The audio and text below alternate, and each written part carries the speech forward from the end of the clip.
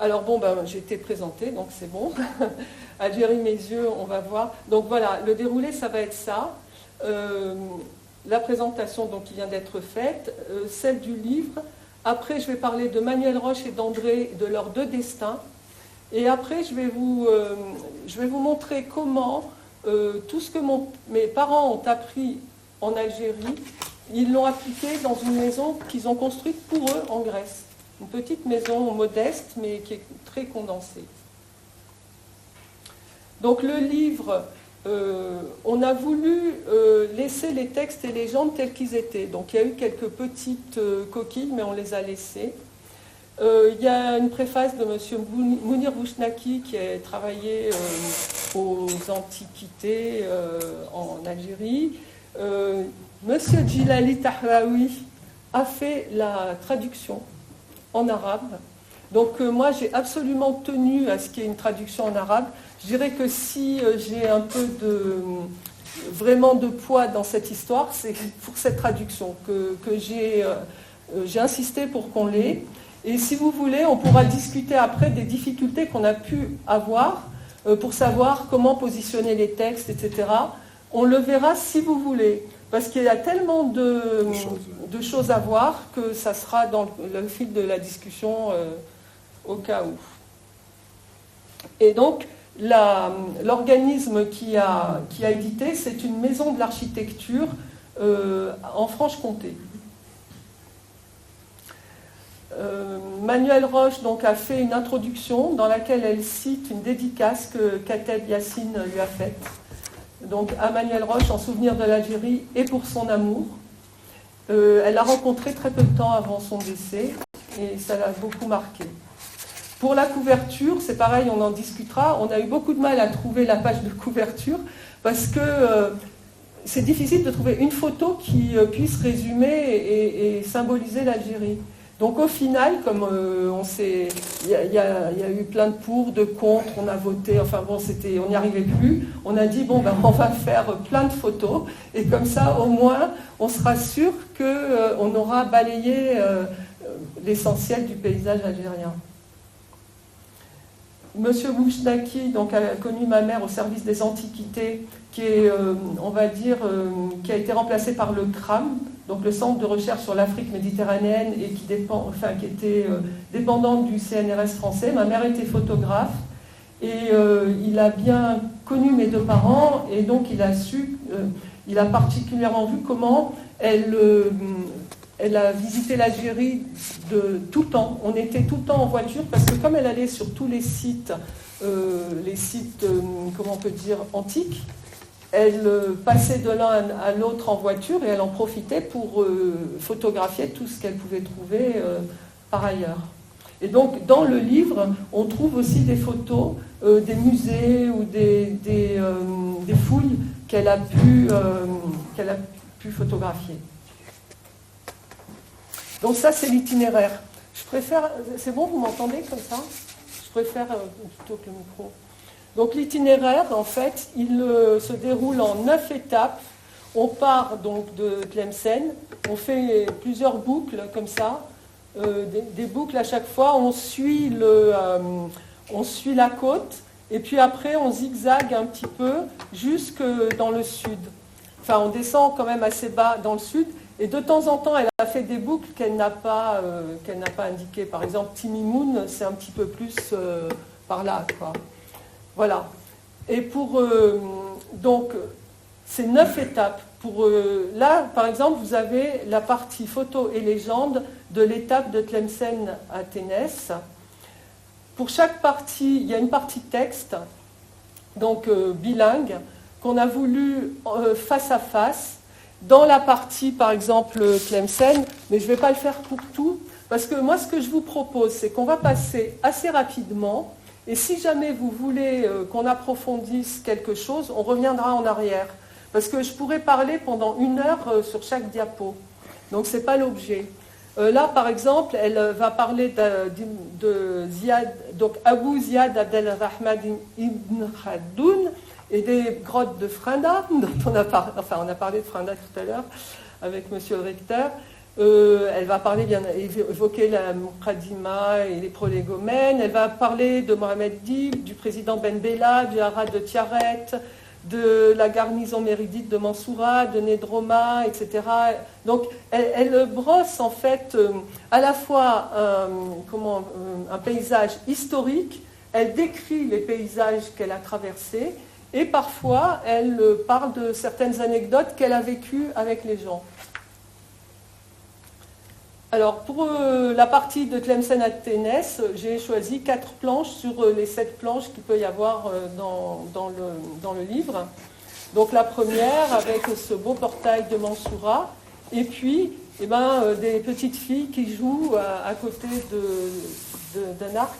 Ah oui, et aussi ce que j'ai oublié de mentionner, c'est que ma mère a tenu à prendre des extraits de livres, que ce soit d'auteurs algériens, d'auteurs même musulmans d'autres pays, même une citation du Coran, oui. Et éventuellement, donc elle fait quelques commentaires, mais la plupart des légendes, ce sont des citations d'auteurs très connus. Donc là non.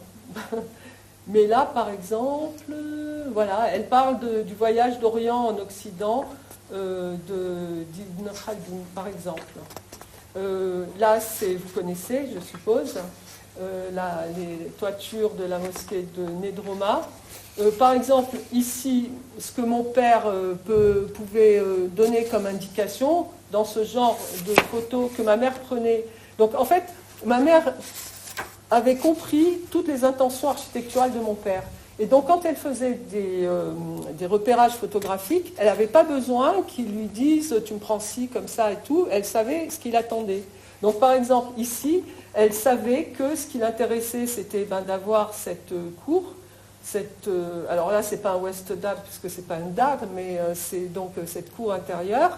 Et puis ici, en fait, on a des toitures en pente qui donnent sur des grands chéneaux. Et ces chéneaux donc c'est typique des régions de l'ouest algérien où il pleut, donc il n'y a pas de terrasse, ce sont des toitures. Les chéneaux sont larges, c'est-à-dire qu'ils accueillent beaucoup d'eau. Et en dessous, en fait, il y a là, bon, on n'a pas toutes les photos, mais il y a des colonnes qui sont très fines en bas et qui sont très larges en haut pour pouvoir accueillir la largeur de ce chéneau. Donc c'est toute la subtilité de l'observation qu'avait mon père de l'architecture traditionnelle, c'est-à-dire de dire, voilà, c'est joli, c'est beau, mais derrière cette beauté, il y a des principes constructifs intelligents et rationnels. La citation à côté, la citation... Laquelle, celle-là? C'est des Boudiennes. Oui. Voilà. Alors ici, le haras de Tiaret, qui est un des plus beaux haras qu'on connaisse, toujours avec une citation. Là, Tarit, donc qui est quand même plus au sud, dans un endroit plus aride, et là avec des passages couverts qui permettent d'avoir frais en été. Et mon père, dans des maisons qu'il a construites au Mzab, a reproduit ce système de passages couverts dans un quartier qui s'appelle, là j'ai un trou de mémoire, merci, Sidi Abbas. Voilà, donc là ce sont pareil des photos de villages qui sont bien intégrés dans le paysage, des jolies petites mosquées. Donc je ne vais pas non plus, si vous voulez on reviendra dessus, mais je veux brosser rapidement les photos qu'il y a dedans. Donc de Ténès à Alger, c'est pareil. Elle parle de tous les, comment on peut dire, de plein d'endroits, de Juba II et de Cléopâtre Sélénée. Elle parle du nom d'Alger qui était Icosium. Elle parle de Notre-Dame d'Afrique, de la Casbah, de la mosquée, de plein de choses historiques. Et elle a travaillé au musée de Cherchel, donc elle a pris des photos là-bas. Donc là, Ténès, avec des enfants dans la rue. Là, c'est l'Alger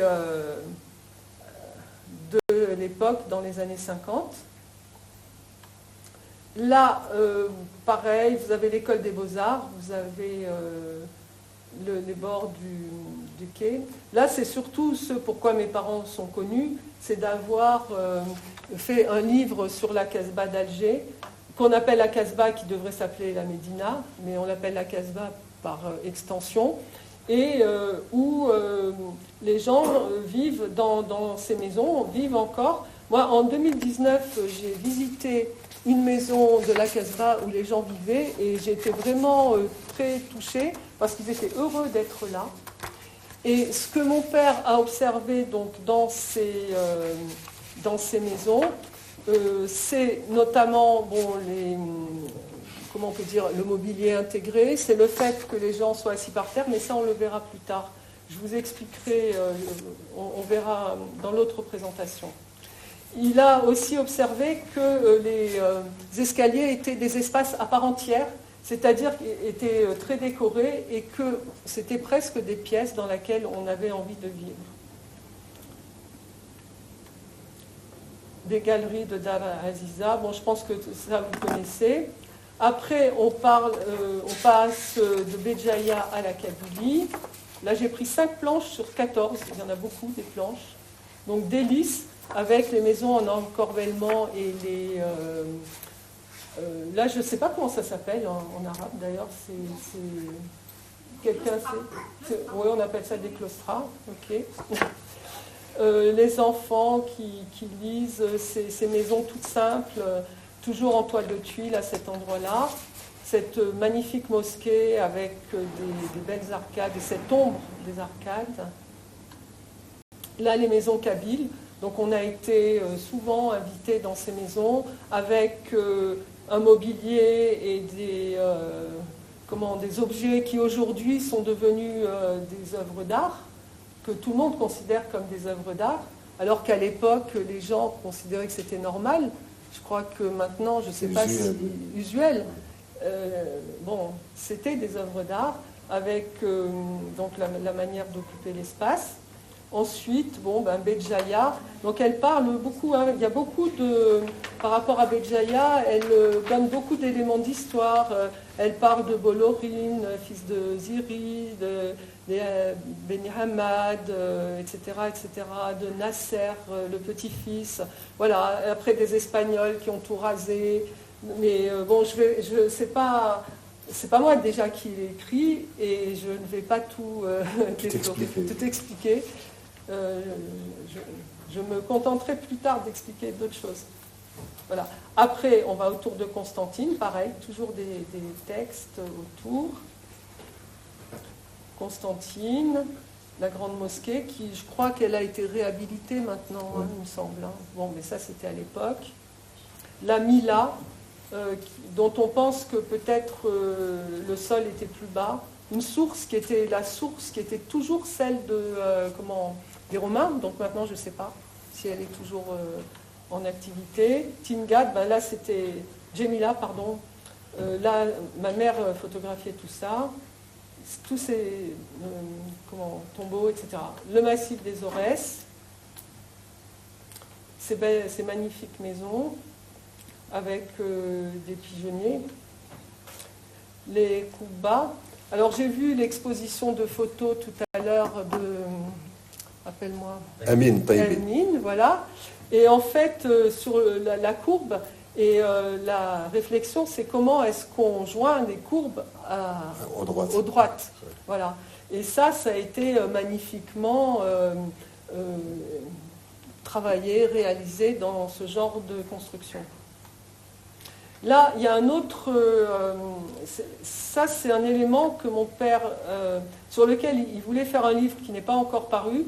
C'est sur ce qu'il appelle le portique méditerranéen, c'est-à-dire des espaces qui sont ouverts devant et couverts. C'est-à-dire que les gens peuvent se tenir et travailler à l'air libre. Et ça, on le trouve tout autour de la Méditerranée. On le trouve beaucoup ici et on verra...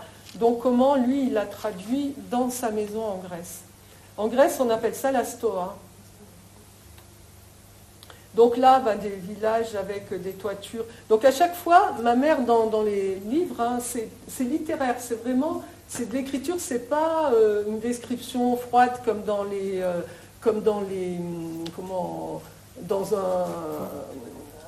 enfin, un guide Comme touristique. c'est pas technique, oui. Voilà, c'est pas un guide touristique, c'est vraiment quelque chose de sensible et un peu romancé. Ensuite, Biskra à El Oued. Donc là, j'ai pris 6 planches sur 18. Le magnifique arbre, pareil, là, c'est mausolée. La mosquée de Sidi Orbah, qui a été sauvée grâce à mon père et à un de ses collègues, parce qu'à une époque, il était question de la détruire parce qu'elle menaçait ruine.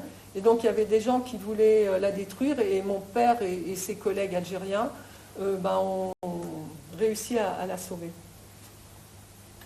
Tu rappelles qu'il a été architecte des monuments. Il a été architecte des monuments historiques algériens après l'indépendance pendant une dizaine d'années, en fait. La Pelmerée de Biskra avec des minarets. Alors, ce que mon père apprécie particulièrement dans ce genre de minarets qu'on trouve aussi au Mzab, c'est le fait qu'ils se rétrécissent au fur et à mesure qu'ils arrivent, qu'on arrive en hauteur. Et donc, c'est ce qui est le plus efficace en termes d'aérodynamique, on va dire. Alors que le fait d'être droit, c'est quand même beaucoup moins beaucoup moins stable. Voilà. Donc là, c'est l'expression de la matière utilisée au mieux de ses capacités. Alors, il y a pas mal de photos de chameaux, de personnes, je ne les ai pas toutes mises, mais là on retrouve ce dont on parlait tout à l'heure, c'est-à-dire la liaison entre la coupole et le plat. Là, la ville de Témassine. Cette ville, alors moi j'ai une photo que je montre par la suite, qui n'est pas dans le livre, où on voit Témassine, en fait, qui est sur un radeau qui fait, je crois, 6 ou 7 mètres de haut, de troncs de palmier, qui flottait sur un shot avant. Donc maintenant, il n'y a plus de shot, mais c'est assez impressionnant de voir que c'était comme un énorme radeau. Et donc c'est une ville en terre qui est en train de s'écrouler, et qui est assez impressionnante. Après, il y a toujours, donc il y a une zaouïa à Témassine, et la palmerie de Tougourt à côté, où il y a beaucoup de passages couverts. Là-bas, moi, je me suis promenée aussi dans des endroits enterrés, où il y avait, un peu comme en Iran, des cheminées qui permettaient de refroidir, en fait, et qui faisaient une sorte de climatisation. Là, je crois que c'est Tougourt, ici. Et donc, pareil, ça montre à quel point ces lieux de passage sont aussi des lieux où on peut s'arrêter, on peut discuter au frais, et avec l'air, comme c'est un petit peu rétréci, l'air, c'est l'effet Venturi, va passer très, très vite et va permettre un meilleur rafraîchissement des espaces. Et aussi, ce qui est intéressant, c'est toutes ces variations de la fenêtre, c'est-à-dire pour quelque chose d'hyper simple qui est une fenêtre, toute l'inventivité artistique des artisans. Après le Mzab, je crois que j'ai mis 4 planches sur 10. Le Mzab, beaucoup de gens connaissent. Donc ça, c'est le Mzab que mes parents ont connu. Aujourd'hui, autour, il y a plein de constructions. Ici, ce qui était intéressant, c'est les terrasses où vivaient surtout beaucoup les femmes, et pareil avec l'Icomar, qui est le petit espace avec des colonnes sur lesquelles on peut vivre à ciel ouvert, comme on disait tout à l'heure. Là, c'est le jour de l'indépendance, on était à Rabdaya, donc ma mère a pris cette photo. Et là, c'est des maisons dans lesquelles nous avons vécu, et donc avec le petit chebec, donc la petite fenêtre très rétrécie, parce que quand mon père est arrivé dans le Mzab, en fait, il s'est rendu compte qu'il avait l'habitude de dire qu'il a compris l'humide de la Normandie d'où il venait, en allant dans le Mzab, où il faisait très chaud, où c'était complètement l'inverse. Et quand il a vu des formes tellement différentes de la Normandie, il s'est dit, mais comment ça se fait que ce soit si différent? Il s'est posé la question. Et donc, il s'est rendu compte que c'est parce que à la fois la chaleur et la lumière étaient très intenses. Plus on se rapproche de l'équateur et plus c'est intense. Et là, avec un simple trou, on a une luminosité extraordinaire qu'on n'aurait pas en Normandie avec la même ouverture. Et par contre, si on ouvre beaucoup, à ce moment-là, on a 10 fois trop chaud. Donc c'est toutes ces subtilités, et aussi les escaliers du Mzab, et aussi ces petites chambres qui donnent sur la terrasse, le fait de dormir sur la terrasse. Voilà, c'est toutes ces qualités de vie dont mon père s'est inspiré. Donc toujours là, les terrasses, ces fameux escaliers qui sont très hauts et très compacts et qui font qu'on gagne énormément de surface derrière l'escalier, qu'on peut utiliser cette surface à autre chose que pour vivre, tout simplement. Ça, c'est le fameux Icomar et c'est le portique dont on parlait tout à l'heure. Et ça, ce sont à la fois des espaces pour regarder, des petites ouvertures, mais dans les maisons aussi, il y a des très fines ouvertures qui servent à la ventilation. Voilà, et donc après, on continue dans le désert. Là, c'est des Fogaras, donc il y a cette distribution d'eau, ce système d'irrigation qui avait au Mzab, et je crois qu'il n'existe plus aujourd'hui, avec les puits qui permettaient de l'entretenir et de faire peut-être la répartition d'eau. Il y avait des endroits où on répartissait l'eau chez les différentes personnes. Ensuite, des châteaux. Alors, ce que ma mère interprète, et je ne sais pas si c'est vrai, le fait qu'il y ait d'énormes contreforts au rez-de-chaussée de ces maisons, par le fait que, très certainement, c'était aussi une protection contre la chaleur. C'est-à-dire, plus il y avait d'épaisseur et plus ça permettait de lutter contre la diffusion de la chaleur. Là, on voit les maisons, ce magnifique plafond, ça fait un dessin en fait. Ce ne sont que des extrémités de palmes, mais ça fait un très joli dessin.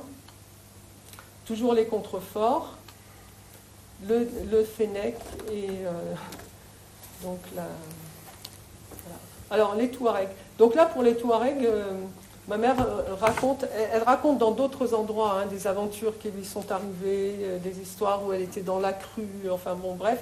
Et là, particulièrement, elle a fait une randonnée à chameau. Et comme il n'y a pas énormément d'architecture, c'est cette histoire-là qu'elle raconte et son rapport avec les gens. Elle était avec plusieurs amis et cette relation avec les Touaregs.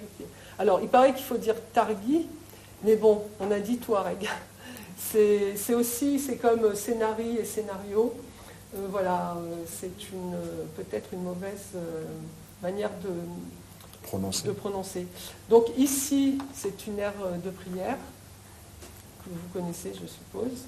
Et puis là, c'était pendant cette randonnée.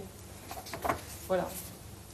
Et donc, ce que dit ma mère en guise d'épilogue, ça c'est d'elle, c'est que c'est tellement riche l'Algérie qu'elle n'a pas réussi à tout mettre. Notamment, elle n'a pas parlé d'Oran particulièrement, parce que, en fait, elle s'est surtout penchée sur l'architecture traditionnelle de l'Algérie. Or, Oran, c'est vrai qu'il y a eu quand même beaucoup d'architecture coloniale, et ce n'était pas l'objet de son écrit. Voilà. Et donc là, c'est l'ordre d'apparition de tous les auteurs qu'elle a cités. Donc il y en a des Français, il y en a de toutes origines. Mais bon, tous des gens qui sont intéressés au même sujet. Voilà. Et là, donc, je vais passer à la présentation de mes parents. Donc Manuelle Roche, tu l'as présentée tout à l'heure, elle était écrivain, photographe, elle a été animatrice de radio aussi en Algérie. Elle a été cinéaste, elle a fait plusieurs films sur le Mzab, sur Alger.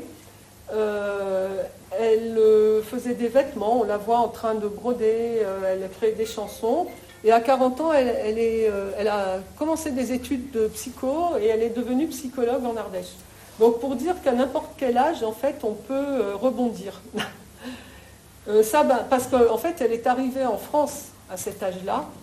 Et photographe en France, c'était pas très rigolo pour elle à l'époque. Il y avait beaucoup de...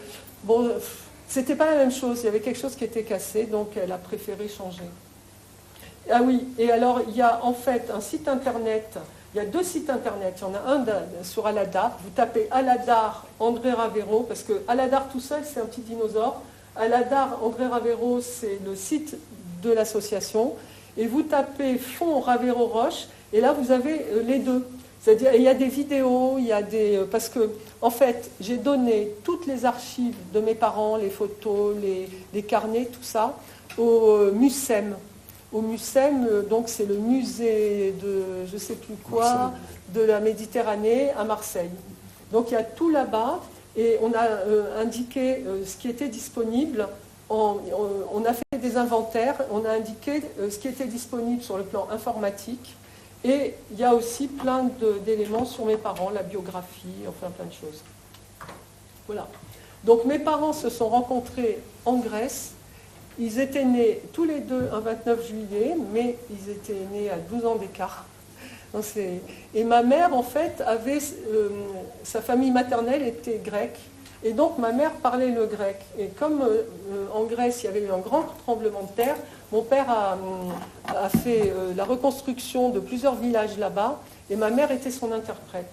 Donc on la voit ici, en train de regarder le travail du charpentier, et on la voit là en train de faire un peu, comment on peut dire, des acrobaties. Et lui, là, il est en train de dessiner, comment on appelle ça, le vitrail d'une église qu'il avait conçue là-bas. Et donc il a l'habitude de dire, comme je ne voulais pas payer mon interprète, je l'ai épousée. Bon, il a dit ça après son départ. Je n'aurais pas osé devant. Donc là, c'est son travail à elle. Et l'idée, c'est de montrer, donc déjà, elle a fait 3 ans d'école des beaux-arts à Toulouse, où elle a appris la peinture, donc elle savait peindre. Et elle a appris la photo en photographiant donc, les œuvres de mon père. Et là, c'est une des églises qu'elle a faites. Et on voit ici que ce qui donne un petit peu le sel de cette photo, c'est ce pop qui est au bout là et qu'on voit en contre-jour. Je pense qu'il n'aurait pas été là, la photo n'aurait pas été la même. Et donc c'est tout l'art du photographe qui est de saisir juste au bon moment les circonstances, quoi, et de faire en sorte que la photo vive avec quelque chose qui se passe devant. Et ici, ce que je trouvais intéressant, c'est que c'est un peu comme les photos de l'expo qu'on a vu tout à l'heure, qu'on voit dans l'école, c'est qu'il y a certains détails, on les prend tout seul, c'est une œuvre d'art. Mais en fait, ça vient de quelque chose de beaucoup plus profond et intéressant. Et là, en fait, c'est la terre, le travail de la terre. Donc ça, c'est la terre, on va dire, qui est complètement... Mais ça, on ne le voit pas dans le livre. Hein. Ça, il n'est pas dans ce livre-là. C'est ma présentation après. Donc, la terre brute, la terre qu'on commence à mouiller, et petit à petit, elle se transforme en tuile, etc. Donc c'est ça aussi l'art du photographe, c'est d'arriver à saisir quelque chose que peut-être d'autres ne voient pas. Là, c'est un peu un patchwork des réalisations de mon père.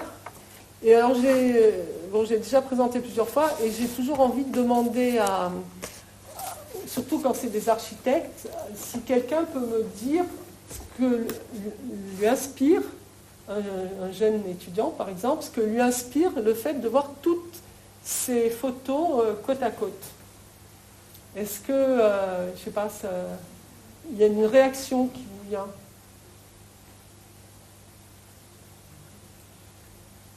Osez, hein? Il faut peut-être revenir dessus, donner le temps un petit peu de réagir. Oui. Oui. Bon, ben réfléchissez. Alors regardez bien, déjà, regardez bien là, celle-là, par exemple, et on va dire celle-là. Et même celle-là. Et celle-là, là. Par exemple, là, qu'est-ce qu'on voit? Ici, là, sur celle-là. Celle-là, c'est vrai que, bon, ça serait bien si vous en aviez plusieurs les unes derrière les autres. Là, c'est des petits bouts, c'est pas forcément très représentatif.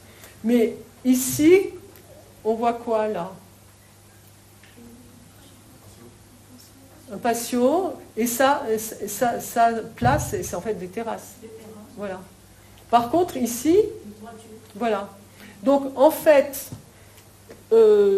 quand on est dans un pays sec, il va faire des terrasses.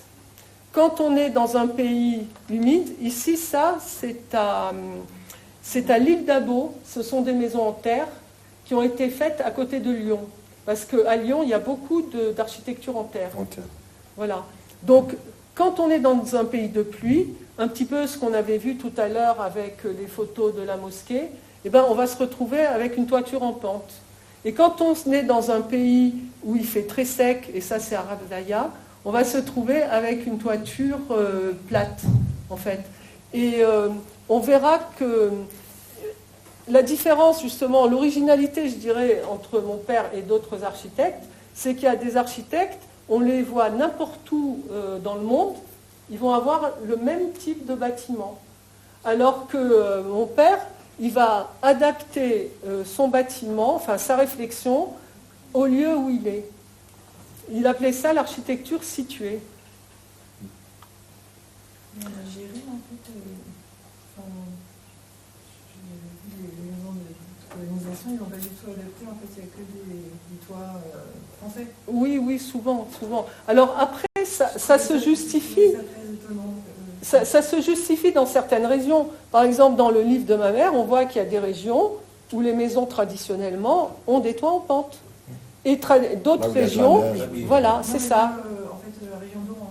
Oui, voilà, la région d'Oran. Mais justement, en Algérie, il y a des régions où c'est plat, mais c'est plat parce que le climat le permet. Et ça va être en pente quand le climat le demande.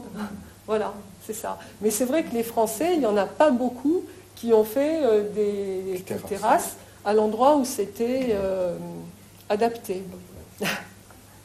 Donc là, pourquoi j'ai choisi cette photo? Parce qu'il y a cet œil.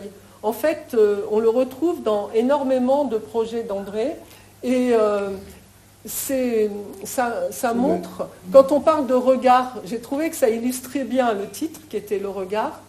Et ici, en fait, c'est surtout ce qui intéresse mon père, c'est le regard de celui qui occupe la maison. Ce n'est pas le regard de celui qui regarde le bâtiment. Et ici, qu'est-ce qui se passe? Il se passe que c'est un musée. Que ici, là, dans ces panneaux, on voit des chevaux, etc. En fait, c'était des sculptures qui se trouvent actuellement au musée à Londres, que la Grèce voulait récupérer, qu'elle n'a toujours pas récupéré, mais qui devaient être exposées dans ce musée. Et en fait, il ne devait pas être au soleil, enfin, il ne devait pas avoir la lumière naturelle. Donc c'est pour ça qu'il est au fond d'un endroit où c'est très sombre, éclairé par des éclairages artificiels calibrés pour ne pas les abîmer. Mais ce qu'il a voulu faire là, c'est qu'on puisse regarder le même, comment on peut dire, le même objet qui est dans une atmosphère contrôlée, qu'on puisse le regarder dans une atmosphère où l'air circule, qu'on puisse être à la fois, bon là, ce n'est pas représenté jusqu'au bout, mais là, il y a un toit, hein, là, c'est fermé, donc qu'on puisse être à la fois protégé contre la pluie, mais qu'on puisse aussi être à l'air libre. C'est-à-dire qu'il y a différentes manières de se promener pour regarder la même chose.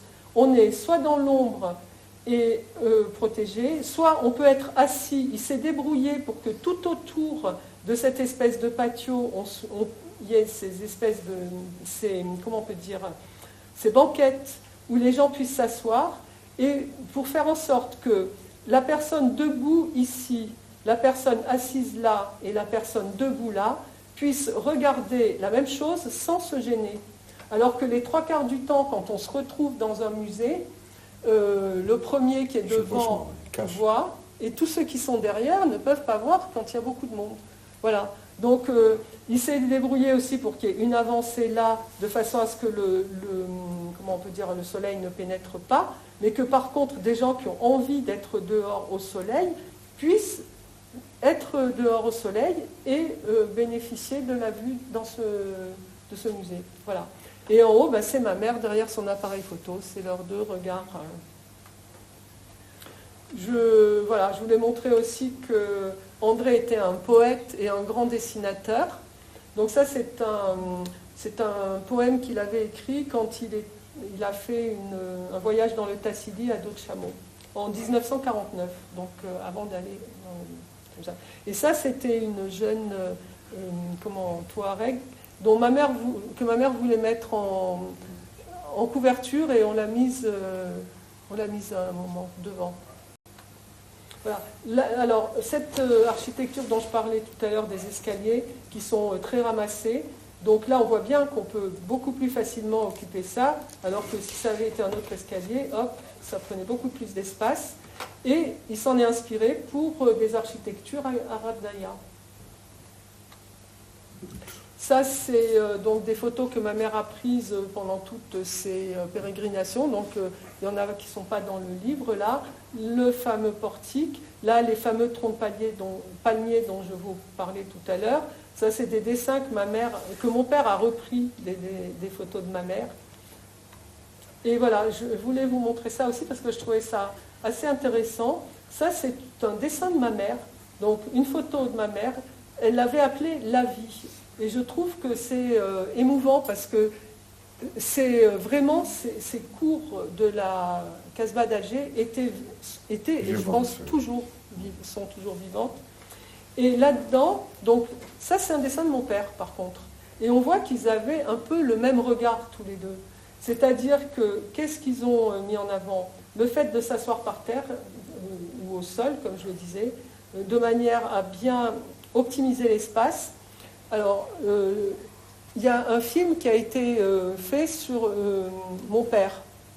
À l'occasion de ce film, on est allé à Alger, on a visité une maison de la Médina et on a visité un appartement de l'aérohabitat où on avait vécu. Et c'est là que je me suis rendu compte, parce que c'est un peu ce que disait mon père, c'est que c'est quand on compare les choses très différentes, ça fait réfléchir. Et là, c'était d'un coup, dans la même journée, de l'un à l'autre. Donc, cette maison où les gens l'occupaient quasiment traditionnellement, c'est-à-dire il y avait la meïda, il y avait les matelas pour s'asseoir. Et en fait, le jour, la nuit, ils rangeaient les choses du jour dans des grands placards où ils mettaient la meïda à un endroit et ils dormaient dans le même endroit. Après, ils changeaient. Et en fait, quand on voit l'économie de surface que ça représente, c'est incroyable. Quand on regarde la débauche de surface que représente le fait d'avoir la salle à manger, le salon, la chambre, etc., mais ça m'a impressionnée parce que je suis passée d'un monde à l'autre très rapidement. Je n'avais jamais remarqué à quel point on pouvait avoir une densité mais intéressante, c'est-à-dire que les gens aiment cette vie-là, sont bien dedans, comparé à l'encombrement du mobilier européen. Et aussi, dans le regard de mes parents, il y a ça, il y a la décoration qui est donc adaptée à la hauteur où on s'assied, il y a la hauteur des allèges des fenêtres qui est adaptée à la hauteur assise, c'est-à-dire que si c'était à 80-110 cm comme les bâtiments donc, européens, à ce moment-là, on ne voit plus. Alors que là, on voit d'un endroit à un autre. Et il y a aussi les ventilations que ma mère, qui n'était pas architecte, mais qui avait hérité de l'enseignement de mon père, a indiqué sur son dessin. Donc ça, c'est pour montrer aussi que ma mère dessinait aussi très bien, puisqu'elle était allée à l'école des Beaux-Arts et elle savait donc dessiner d'une manière classique. Et c'est pour montrer, donc elle dessinait même quand elle était au lycée, sur les petits cahiers, elle dessinait partout, tout le temps. Et mon père dessinait tout le temps aussi. Donc moi, si j'ai un conseil à donner aux étudiants, et ce n'est pas évident de nos jours, c'est d'avoir un carnet et d'essayer de dessiner à la main autant qu'ils peuvent. Et aujourd'hui, je sais que c'est très difficile puisque vous avez les ordinateurs et que tout le monde a un peu tendance à ne pas à se confier à l'ordinateur, mais en même temps, le dessin à la main, on ne peut pas le remplacer en fait. Il se passe des choses dans la tête quand on dessine, parce qu'on est obligé d'interpréter. Quand on fait un trait, on est obligé de se dire, ce trait, je le fais pourquoi. Et quand on réfléchit à pourquoi on fait un trait, et bien à ce moment-là, on réfléchit à l'architecture qu'on a sous les yeux en fait. Là, c'est pour montrer aussi que mes parents s'inspiraient de beaucoup de livres. Donc là, ça s'appelle Les fruits richesses de Jean Giono. Il y a Viollet-le-Duc, il y a Auguste Choisy. Ça, c'est une citation d'Auguste Perret, qui était un architecte dont mon père était l'élève. Donc je pense que peut-être les profs en ont parlé. Et quand on voit cette, comment on peut dire, cette maxime, celui qui dissimule une partie quelconque de la charpente se prive du seul légitime et plus bel ornement de l'architecture.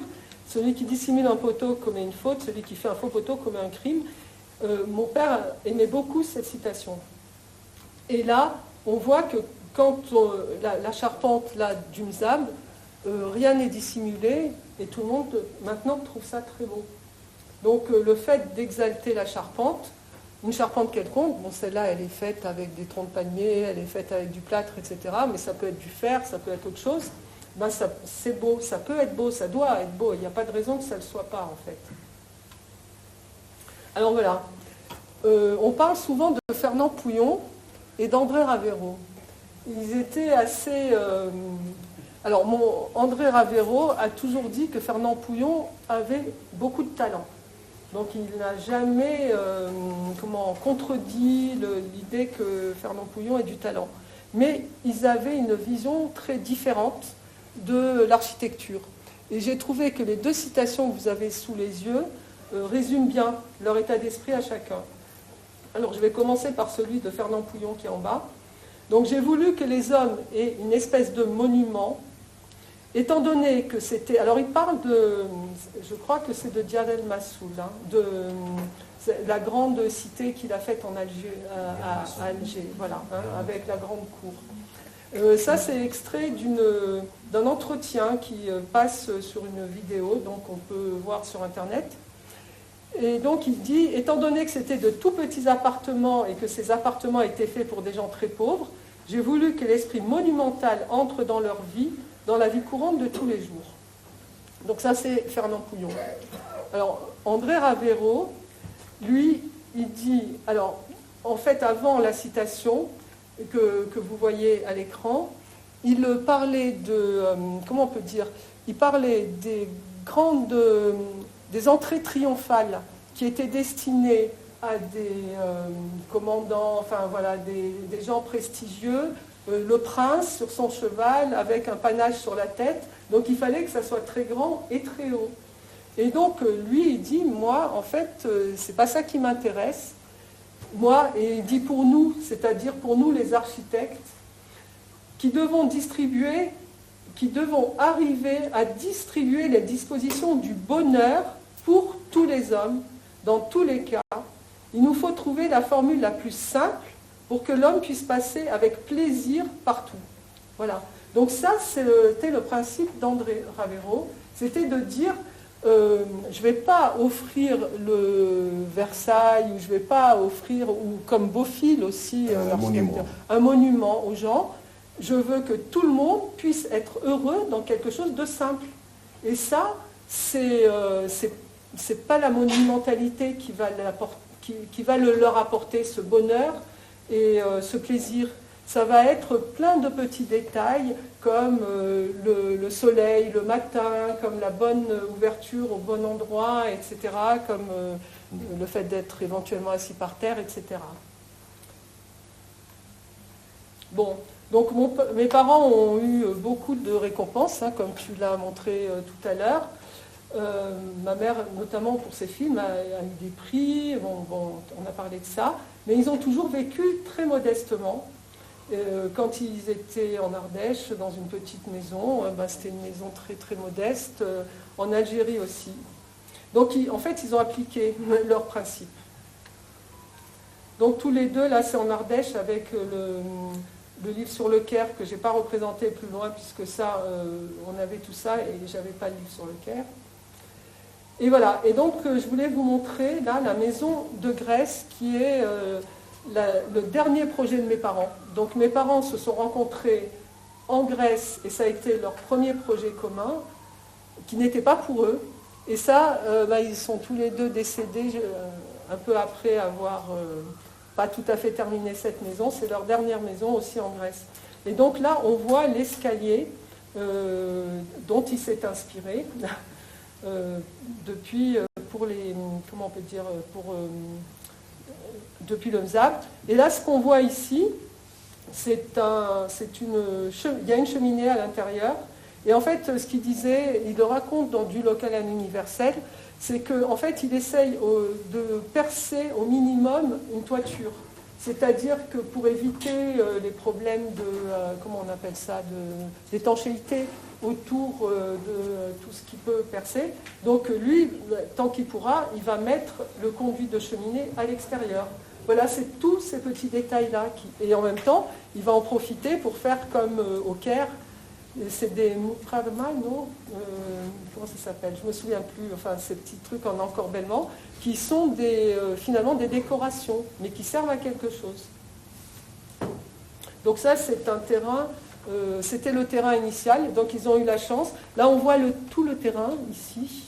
Le nord est là, et en fait, la vue est à l'ouest. Donc mon père avait dit à ma mère, je voudrais une maison qui donne sur l'est. Ma mère est allée en Grèce et elle est revenue avec une maison qui donnait sur l'ouest.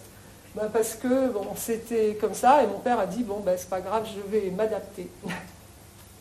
Ça, c'est le plan de la maison qui a été redessiné par des étudiants. Donc là, l'accès était là, donc c'est ce qu'on voyait tout à l'heure. On avait une vue sur la citerne et sur ces escaliers, là. Donc là, c'est la Stoa, on verra des photos tout à l'heure. Donc c'est cet espace ouvert et couvert dont on parlait. Ça, c'est un petit kiosque. Là, c'est une chambre d'amis. Il y a des toilettes et une salle de bain. Aujourd'hui, c'est un peu à l'air libre, mais on pourra, par la suite, il faudrait le fermer quand même, parce qu'en hiver, c'est pas très viable. Ce qu'il faut savoir, c'est que cette maison, au départ, mes parents comptaient y finir leur vie, et aujourd'hui, comme mon père est tombé malade, ils n'ont pas pu le faire, et ils sont restés en Ardèche. Donc là, c'est la cheminée qu'on a vue tout à l'heure.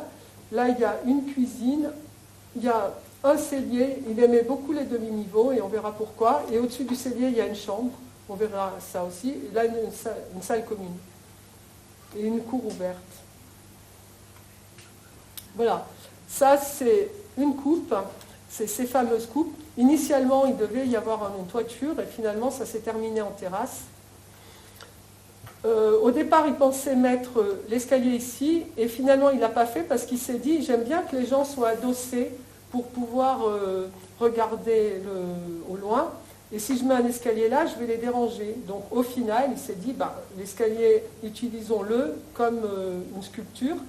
Et il l'utilise aussi pour en faire ce qu'il appelle une casquette, qui va faire en sorte, là on ne voit pas les rayons du soleil, mais que comme le soleil de l'ouest est très chaud, ça va limiter l'entrée de ce soleil dans cet espace-là. Donc l'idée, c'est de faire vraiment d'éloigner le plus possible les rayons du soleil, et quand il se couche, il est moins chaud. Donc ça, c'est à l'air libre. Et ce qu'il fait, c'est des différences de niveau, de manière à ce qu'une personne assise, donc là c'est dans la salle commune, ait l'œil à la même hauteur que la personne debout, pour pouvoir regarder la même chose à l'extérieur. Et on va voir tout à l'heure que l'idée, c'était de faire que quand on est assis au fond, c'est comme si on est dans un bateau, en fait. Comme si on était dans un bateau. Hein? Donc là, c'est ma mère. Là, c'était encore en chantier. Et donc, même parce que là, la personne était debout, mais vraiment, quand on est assis, on voit que la mer, en fait. Et c'est ce fameux escalier qui fait à la fois sculpture. Là, c'est la casquette qu'on voyait tout à l'heure.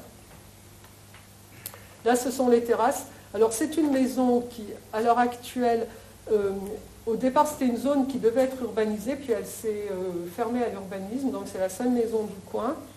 Et donc elle est autonome en eau et en électricité. Donc il y a 2 citernes et il y a des panneaux photovoltaïques qui alimentent un petit frigo et puis une petite installation électrique. Et là, l'idée, c'est de pouvoir dormir sur les terrasses. Et là, on voit la fameuse Stoa. Là, ce sont des étudiants en fait, de l'association Aladar qui sont venus pour comment on peut dire, aider à réhabiliter la maison qui, après le décès de ma mère, s'était vraiment dégradée. Et donc, on voit, voilà, l'idée, c'est d'être assis sur des banquettes et d'avoir juste une meïda.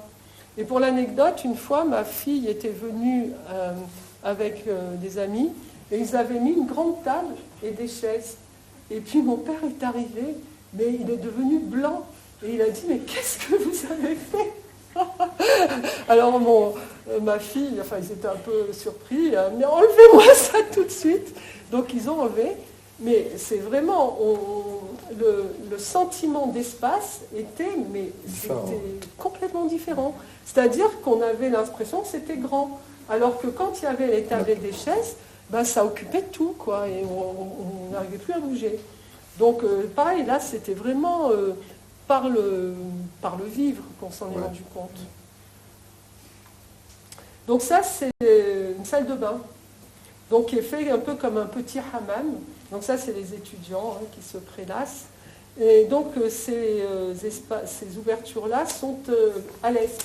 Parce que l'idée, c'est que dans une salle de bain et dans une cuisine, si possible, on fait rentrer le soleil de l'est, de préférence, et même dans une chambre.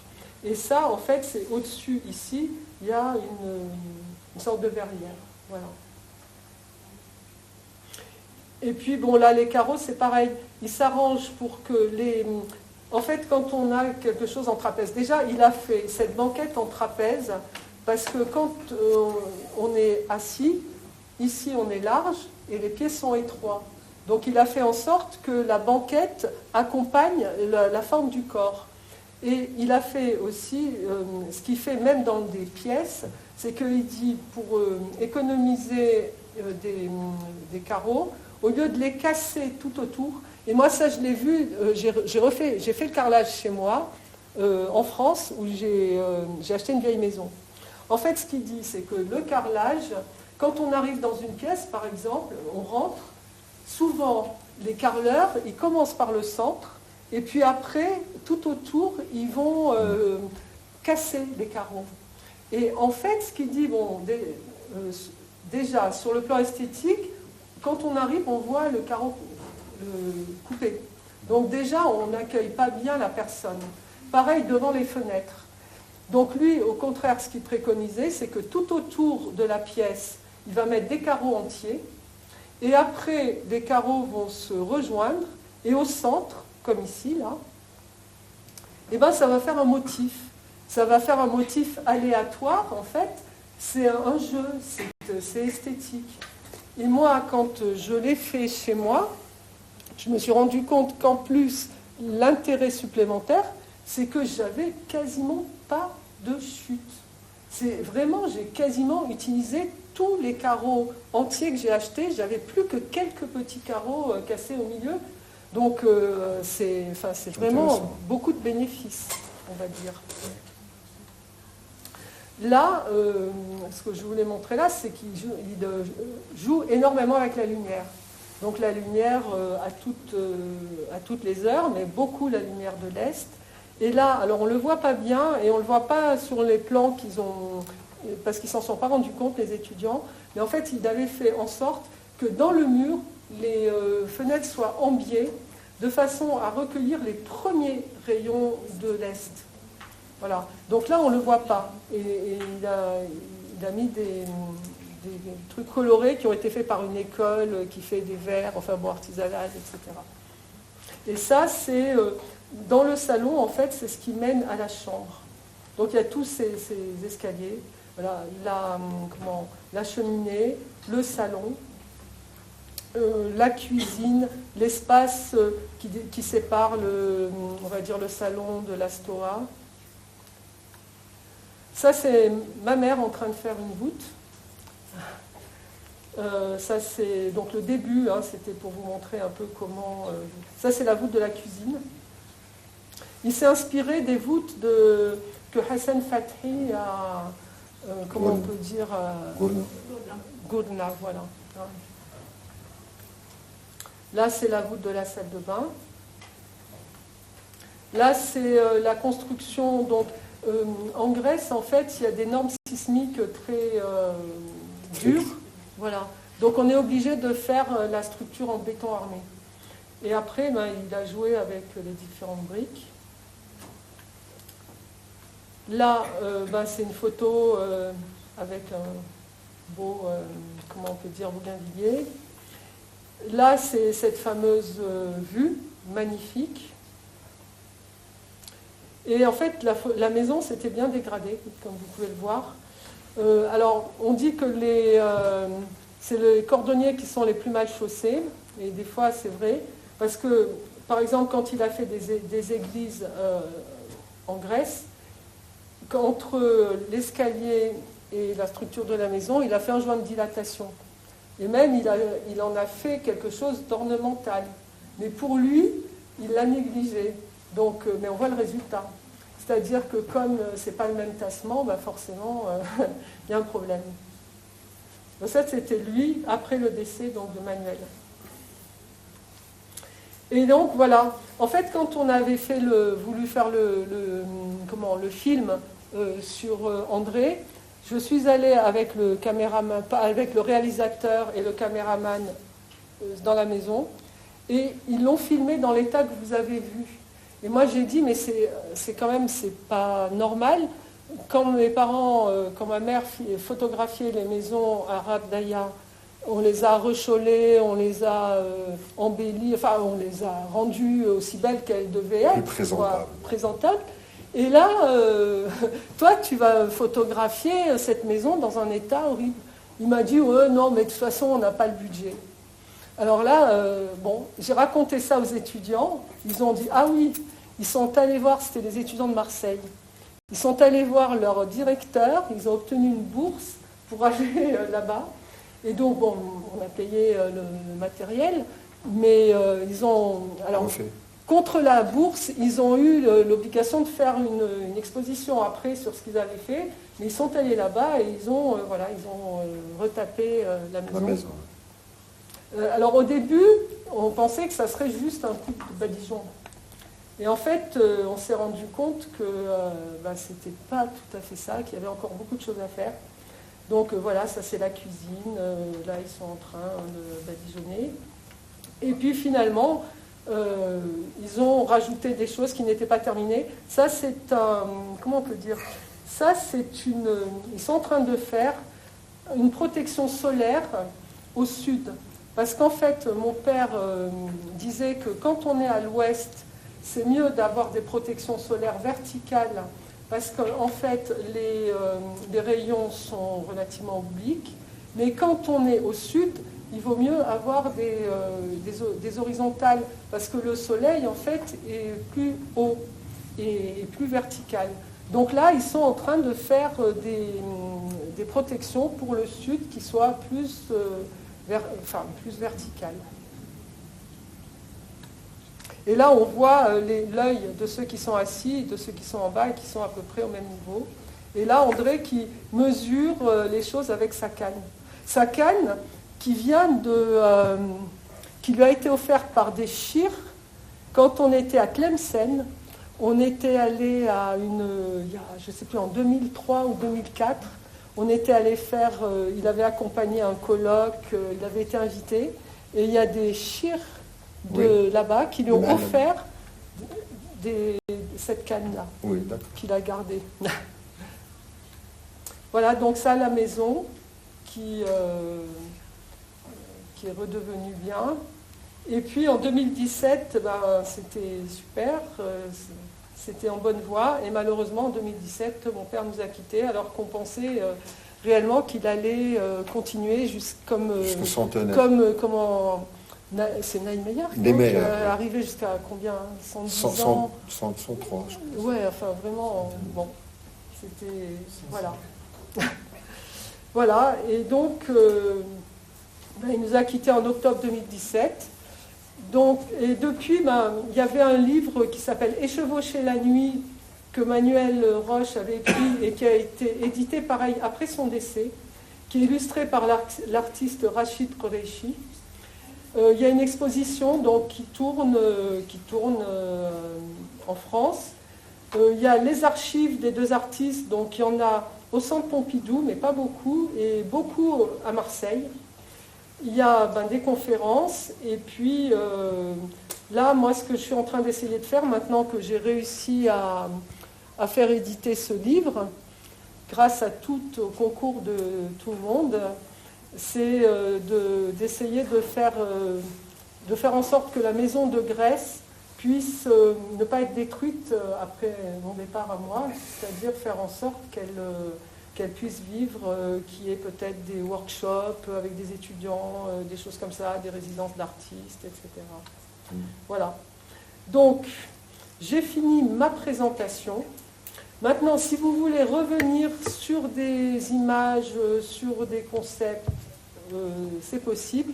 Si vous voulez qu'on parle de la traduction, des problèmes qu'on a eu pour des questions qu'on s'est posées, de ce qu'on a choisi comme option pour la version bilingue, voilà. Si vous voulez des questions sur mes parents, sur le parcours de chacun, je suis à votre disposition. Oui. Merci. Merci Maya pour ton exposé. Moi, je pense que j'avais prévu un complément à ta prestation, mais là, je pense qu'il vaut mieux ouvrir le débat et laisser la parole à l'assistance. Et on verra après, en fonction des échanges qu'on aura. D'accord, voilà. ok. Donc, le débat est ouvert. Et voilà, allez-y, n'hésitez pas à poser des questions ou bien demander des précisions. Amara. Marhaba. À toi. Merci beaucoup. Merci beaucoup pour cette initiative, pour la ténacité de Maya. L'épreuve du visa. Ah oui. Il ne fallait pas lâcher. Merci beaucoup. Merci. Merci aussi à Gilali, avec l'effort d'avoir fait la traduction en arabe. Et j'espère qu'il y aura d'autres traductions, d'autres langues, certainement. Nous sommes un peu déçus que l'ouvrage ne soit pas là, mais le livre, là on est vraiment désolés. J'espère qu'il arrivera. Voilà. Alors, pardon, le livre peut être commandé en ligne oui. Sur le site de la maison de l'édition, donc Maison de l'architecture de la Franche-Comté, oui. À Besançon. Donc il y a le lien sur Internet, oui. Et on peut commander, on peut l'avoir. Bon, on verra ça. Oui.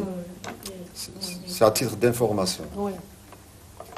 En fait, moi je voudrais apporter un témoignage. Je crois que je suis un privilégié ici d'avoir connu Ravero et Emmanuel. Ravero était notre guide dans les années 68-69 à Alger, en tant que dans le cadre du monument historique, patrimoine historique. Et il était notre guide, c'est-à-dire il nous emmenait à la Casbah, au musée Bardot, il nous disait, regardez, ça c'est ce qu'il ne faut pas faire. C'est ce qu'on garde en souvenir. Et le souvenir que j'ai de Manuel Roche, elle est venue une ou deux fois. C'est un peu vous. On a la même voix apparemment. Pas seulement la stature, la différence. Bon, vous portez un jean, je crois. Elle portait un jean. Oui. Et la coiffure, elle avait des nattes, un peu à la Fifi Bras d'Acier. C'est vrai. Et elle bougeait beaucoup.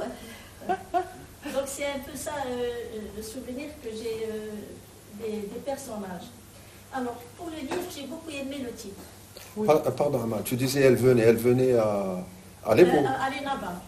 L'ENABA. Ah, d'accord. D'accord. Mais oui, parce qu'elle a enseigné à l'école d'Amel.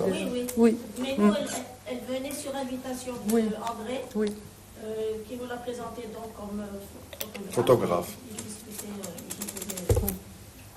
Alors, J'aime beaucoup le titre du livre. Algérie, mes yeux. Et les yeux, pour moi, ce n'est pas que le regard. Et oui. C'est le regard peut-être le plus cher qu'on puisse avoir. Et en arabe, Aïni, etc., ça existe dans beaucoup de poèmes, dans les chansons de Kulthum, etc. Aïni, c'est quelque chose de très très fort. Et donc, bravo pour ce titre. Je ne sais pas comment vous l'avez... Vous savez, c'est elle qui l'a voulu. Voilà. C'est elle qui l'a voulu. Et oui. C'est ça, mais je pense qu'elle y faisait référence. Hein. Je pense qu'elle le savait. Oui.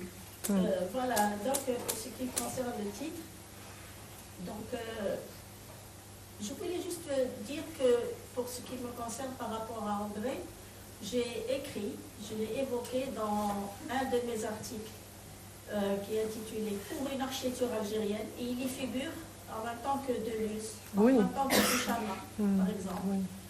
Et je l'évoque aussi, puisqu'il a eu un prix, plusieurs prix, mais entre autres celui-là, dans un ouvrage édité par APP, David, que j'ai intitulé « L'urbanisme écologique », une anthologie, en faisant référence à François Chouet, et il figure dans cette anthologie. Et je suis en train d'écrire un livre sur le minimalisme, où justement, une de ces leçons sur Radaya, c'est qu'il n'y a pas de superflu. Tout à fait. Tout est fait pour être utilisé sans rien de plus. Voilà un petit peu ce que je voulais dire par rapport à André Ravero. Je ne vais pas m'étendre plus que ça pour laisser la parole aux autres. Par contre, j'aimerais bien qu'on revienne sur la maison de Grèce. Peut-être tout à l'heure. D'accord, ok. Très bien. Merci, Amma. Commence. Tfadal. Donc, encore une fois, je remercie Mme Bravo pour d'être ici, pour cet excellent exposé.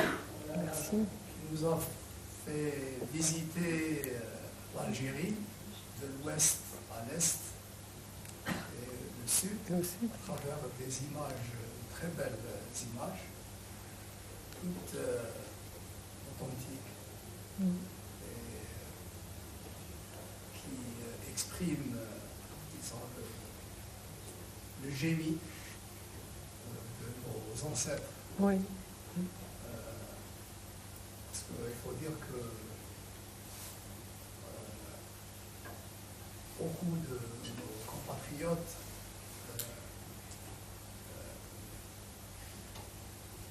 ne connaissent pas vraiment cette histoire. Surtout dans nos villes maintenant, dans nos villages qui se sont développés d'une certaine manière un urbanisme d'autres. On n'est pas vraiment comment nos ancêtres voyaient l'architecture. Donc, à travers ces images-là et à travers ce livre, on apprend beaucoup de choses.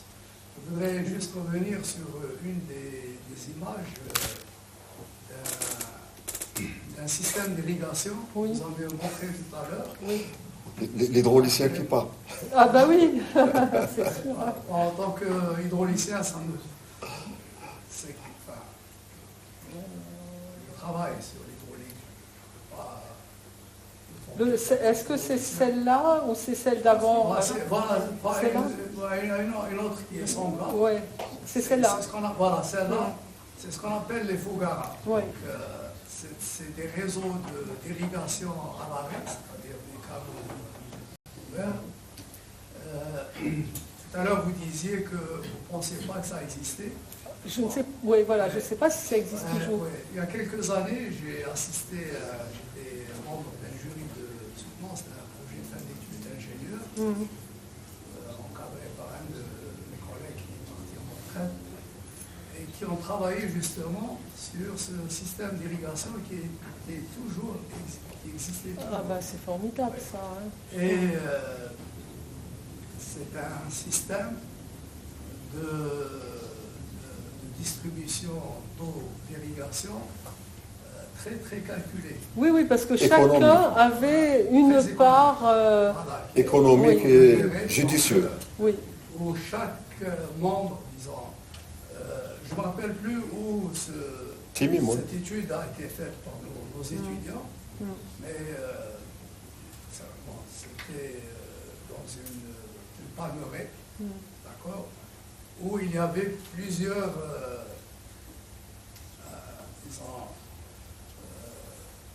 plusieurs personnes, des propriétaires, plusieurs propriétaires. Donc il fallait, comme l'eau elle est très rare dans cette région, donc il fallait distribuer cette eau avec précision. Voilà. Et c'était le rôle de ces fougards. Oui, c'est vrai. Voilà. Je n'ai pas... Juste pour dire que, bon, il y a quelques années, elle existait toujours. Bon, je n'ai pas été pour vérifier si elle existait. Si, ça existe. Mais elle doit exister parce que c'est des systèmes millénaires. Et oui, et ça serait dommage de s'en priver alors qu'ils ont montré leur efficacité depuis des siècles. Oui. C'est un système qui fonctionne toujours. D'ailleurs, il y a un collègue de Blida qui a publié un article sur Medinati sur les fougars. Donc plus de 5 pages où il explique et il dit que c'est toujours... Voilà. C'est bien. Oui. Ça fait plaisir de savoir. Merci de cette information. D'autres interventions? Des questions? Des questions? Non?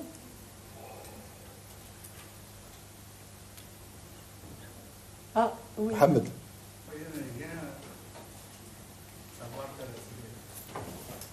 Par rapport à M. Taharoui, c'est-à-dire la traduction. Moi, je connais Taharoui là. Il est, en tant que traducteur, la première fois que. C'est-à-dire, je suis en train de découvrir le côté de Taharoui. Ah oui. Donc, les contraintes. Non, c'est venu franchement par hasard. C'était pas un projet initialement. Maya, on échange beaucoup, Maya et moi, sur nos différents projets. Et quand elle a eu le projet de livre, elle m'a contacté en disant que voilà, il y a un projet de livre qu'on va éditer, comment tu appelles ça, l'édition solidaire, c'est ça? Oui. Ah oui, on devait faire une... Comment on appelle ça? Ah là là. Une sorte de... financement participatif. Voilà, un financement participatif. Oui. C'est-à-dire que elle était en train de contacter les personnes qui étaient intéressées par l'éventuel achat du livre avant qu'il ne soit publié. C'est le financement participatif, c'est ça. Oui. Comme il y a beaucoup de difficultés au niveau de l'édition, il n'y a pas de budget, il n'y a pas de subvention. Donc beaucoup d'éditeurs font recours à ce système. C'est le financement participatif. Donc c'est dans ce sens qu'elle m'a contacté. Et après, elle m'a remis la maquette du livre en disant si tu peux jeter un coup d'œil. J'ai dit d'accord. Et je l'ai fait avec plaisir. Et puis moi-même, je devais contacter d'autres personnes pour constituer un réseau de quoi garantir un minimum d'édition. Donc, elle a fait la même chose avec beaucoup de contacts de ses parents, d'architectes, d'Oran, d'Alger et d'ailleurs. Et pendant les échanges, à un certain moment, elle me dit, écoute, je souhaiterais que le livre soit traduit en arabe, mais nous sommes en contact avec un traducteur, c'est ça? Oui. Et il a proposé un texte, est-ce que tu pourrais le lire? Je me suis dit oui, je peux faire la lecture, j'aime bien ça. Donc relire un livre de Manuel Roche et puis la traduction. J'ai commencé à lire la traduction et au bout de la 4e page, je lui ai dit écoute Maya, je suis vraiment désolé, mais là, si vous gardez le même traducteur, ça n'ira pas. Donc parce que il n'y avait pas la sensibilité des espaces, la sensibilité des paysages. Je n'ai pas de prétention de traducteur. Non, il n'était pas architecte. Non, il n'était pas architecte, c'est ça. Il n'était pas architecte, il était juste, je pense, une traduction technique, littéraire, mais il n'avait pas. Voilà. Et j'ai dit, donc, l'échange a été bloqué pendant un certain moment. Après, je relance. Elle me dit, écoute, on bute toujours sur cette histoire de traduction, et moi, j'y tiens. Je me suis proposé, j'ai dit, écoute, je peux faire un petit essai. On était en vacances l'année passée, donc j'ai fait l'essai. Et puis c'est venu de soi. J'ai travaillé de manière intense là-dessus. Après, ça a donné ce que ça a donné. Je sais que, en lisant le texte, il y aura beaucoup de déçus. D'ailleurs, il y a un grand ami à nous, je parle de Ja'far Lesbet, qui est architecte, sociologue, de renommée aussi internationale, qui avait souhaité que le texte soit traduit en derja. Oui. Au début, on était partants. Maya et moi, on était partants, on avait dit oui. On le fait en derja. Mais moi, au bout de la deuxième page, j'ai dit que ce n'était pas possible, parce que le derja, ici, c'est un itinéraire qui traverse plusieurs territoires. Et il y en a un pour chaque région. Donc, donc ça ne collait pas. Et l'idée était intéressante. Voilà. Donc on a essayé avec une traduction un peu, on va dire, entre le Fosha et le parler local. Et on a essayé d'uniformiser un petit peu quelques mots pour que ça soit compris partout dans toutes les régions d'Algérie et aussi au niveau du Maghreb et puis à toutes les personnes qui... Vous savez que maintenant, paradoxalement à ce qu'on pense, il y a de plus en plus d'amateurs de langue arabe, notamment en Occident, notamment en Europe.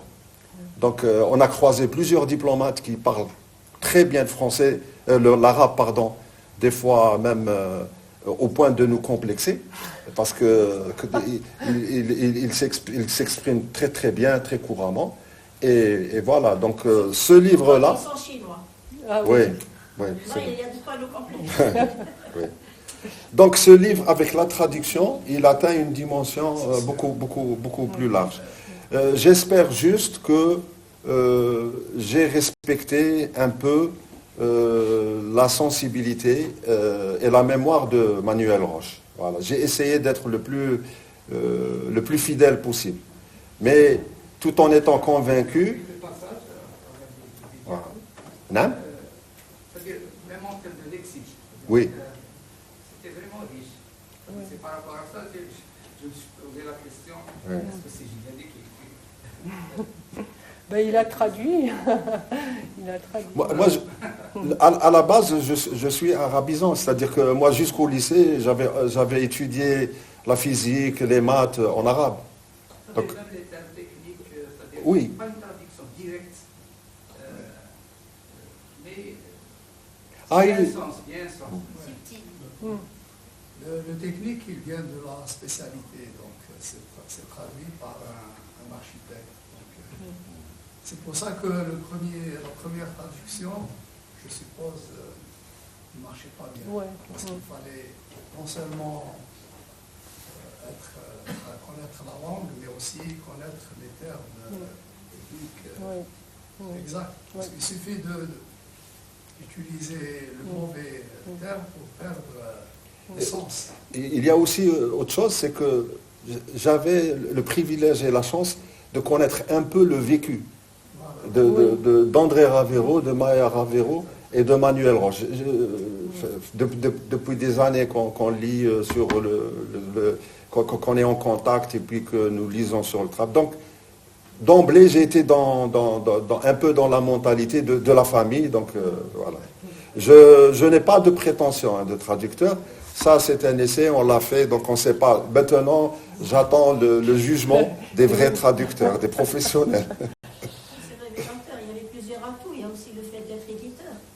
Oui, en plus. Oui. Pardon. De l'éditeur aussi. Oui, je pense qu'il compte aussi. Il compte beaucoup. Non, mais franchement, là, ça nous a bien aidé pour la maquette, notamment. Hein. Oui, ça nous a aidé. Et alors, moi, je voulais rajouter quelque chose par rapport à notre relation avec l'éditeur et la graphiste, qui ne parlait pas l'arabe. Donc là, c'était un peu compliqué pour elle de savoir comment mettre les choses les unes en face des autres. Donc en fait, ce qu'on a fait, c'est qu'on a découpé les textes de manière à ce que les... Bon, ça c'était pour la graphiste, et j'avoue que c'était aussi pour moi, parce que moi j'ai appris l'arabe un peu, et donc j'avais envie d'avoir les textes français et arabes qui se correspondaient et ne pas avoir, par exemple, souvent quand on ne connaît pas bien l'arabe comme moi, qu'on commence à lire, et puis on se dit, ah, je vais regarder le mot de l'autre côté, et après on n'arrive plus à retrouver notre mot. Et donc à la fin on dit, bon allez, j'abandonne, je regarde plus, c'est fini. Donc là je me suis dit, non, j'ai pas envie de ça, et donc on a séparé par paquet, de manière à ce que ça soit facile de retrouver les premiers les mots, quoi, les textes, que ça se corresponde bien, qu'on puisse sauter, qu'on sache qu'on est dans ce paquet-là à chaque fois. Et pour la graphiste aussi, c'était mieux, parce que comme les textes n'ont pas la même longueur en arabe et en français, il fallait qu'elle puisse mettre sur la même page les mêmes textes. Donc comme ça, elle savait, j'ai 5 paquets, je me débrouille pour qu'ils soient en face. Une question, si vous permettez. Est-ce que, bon, c'est une édition d'avril, c'est là plutôt... C'est sorti en janvier 2026. Voilà, 26. La première présentation. Est-ce que vous avez utilisé l'IA? Parce que avec il y a Canva, par exemple, c'est quelque chose de... Bon, dire que c'est extraordinaire, c'est sous-entendu. Mais avec l'IA, ça devient presque un jeu d'enfant. Hein. L'IA pour la mise en page, c'est ça? La mise en page, et mettre le texte là où il le faut aussi. Non. Parce que, la graphiste ne l'a pas utilisé. Non. Ouais, je pense que, bon, peut-être pour votre prochaine livre. Alors, sincèrement, moi, je travaille. Le prochain, c'est pour quand? Même pendant l'existence, même après la venue de l'IA, je continuais à travailler avec, disons, des moyens classiques, traditionnels. Jusqu'à ce qu'on m'a fait découvrir l'IA. Pour tout le travail d'impression, de publicité, etc. Moi, je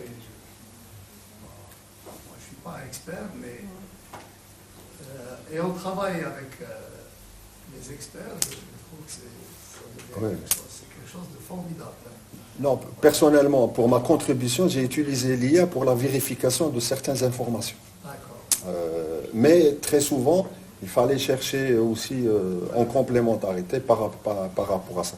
Mais on est sûr que la graphiste ne l'a pas utilisé parce qu'elle a eu beaucoup de mal. Ouais. Voilà. On a fait recours techniquement aux couleurs. Oui. Donc on lui a donné différentes couleurs pour les différents pavés de texte. Et on insistait beaucoup sur le mot du début et le mot de la fin du paragraphe pour ne pas perdre la juxtaposition et la mise en page. Donc c'est des astuces traditionnelles dans le cadre du graphisme et de l'édition, mais pas l'IA. Mais alors, ce que je vais vous répondre, c'est que vous m'aurez retiré un plaisir. Parce que c'est moi qui ai fait les... Comment on peut dire j'ai fait... La mise en page. Non, pas la mise en page. Alors la mise en page était quasiment faite par ma mère. Non, mais les paquets en arabe, en fait, c'est moi qui les ai séparés. C'est moi qui ai dit, voilà, parce que j'ai retrouvé justement... Donc j'ai eu le plaisir, c'est en même temps une relecture. De le faire. Donc si je le confie à l'IA, je m'ôte un plaisir là, mais bon. Mais au-delà de la dimension technique par rapport à la traduction, il y a surtout un respect de l'esprit de Manuel Roche, qui était vraiment imprégné de la culture et aussi de la société algérienne, et qui souhaitait qu'il y ait la lecture de son... C'est une sorte de témoignage, la lecture de son amour par rapport à l'Algérie par le plus grand nombre. Oui. Et la traduction en arabe permet justement cette ouverture. Par contre, c'est moi qui ai voulu la traduction en arabe, elle n'avait pas demandé, hein. Oui. Mais c'est moi qui l'ai voulu. Par contre, ce que je voulais dire aussi, dans la difficulté qu'on a eue, c'était de savoir si on mettait l'arabe à droite ou à gauche. Oui. Et ça a été... Et si on mettait donc tout le français d'abord et l'arabe après, voilà, ça a été des choix et on s'est battu. Ça, c'est le meilleur choix. on s'est battu pour que ça soit face à face. Parce que justement, ça a compliqué les choses. Oui. Ça a donné beaucoup plus de travail oui. à la graphiste que de mettre les trucs les uns derrière les autres. Donc ça a été vraiment une lutte. Et puis l'idée de mettre, est-ce qu'on met l'arabe à droite et le français à gauche?